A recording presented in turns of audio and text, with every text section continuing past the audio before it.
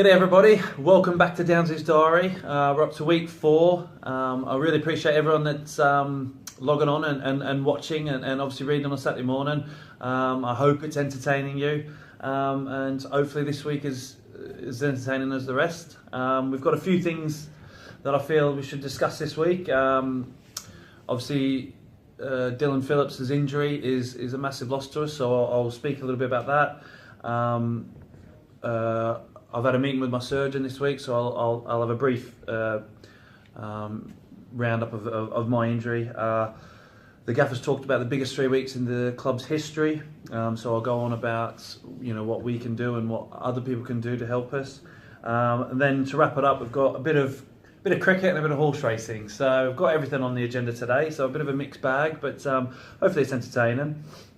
To start with, obviously, Dill Phillips got injured Eastleigh away, and it was devastating news for all of us in the camp and in the club. It's a lot of fans I know as well are really upset, and it's one of them things. Injuries come. Obviously, I'm a a walking example of that.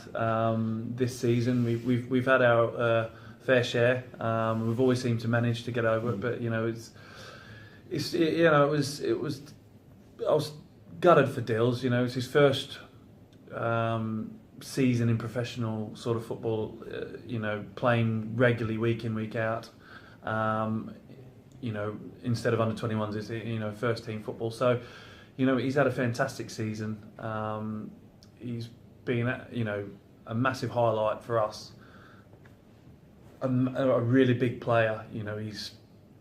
I've put down his character, his personality, everything about him has been better than what we could have ever expected from a 20-year-old goalkeeper. He plays like he's 26, 27.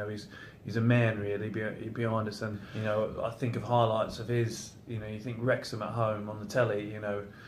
We could have lost that 3 or 4-0. And we ended up winning 2-1, and a lot of that was down to him. Obviously, Morgs took the headlines with his amazing goal, but the build up to that, Dills knocks a 70 yards ball out of his hands right to his feet, and he made some great saves in the first half to keep us in it. So that's just one of many highlights we could talk about. He's kept 17 clean sheets, which is a great return. We've got the best defensive record in the league, and I know it's not just down to him. I think me, Pars, and a few other people will take a little bit of credit for that as well. But he is one of the main reasons we've got the best defensive record in the league. If everything goes according to plan for us, it'd be nice to see him next season even, and get some more experience. I feel he's got potential to go a lot higher than League Two next year if we manage to get in it. But at that age, at 21, playing League Two week in, week out is not a bad grounding, good start. There's been a few goalkeepers come to this club at a young age and gone on and done well. We hope that we can keep Dill another season maybe next year, which would be nice. But then we really hope he goes right to the top, because maybe you can follow in one Jack Butland's footsteps. Then great, because I think he's got potential to go that high.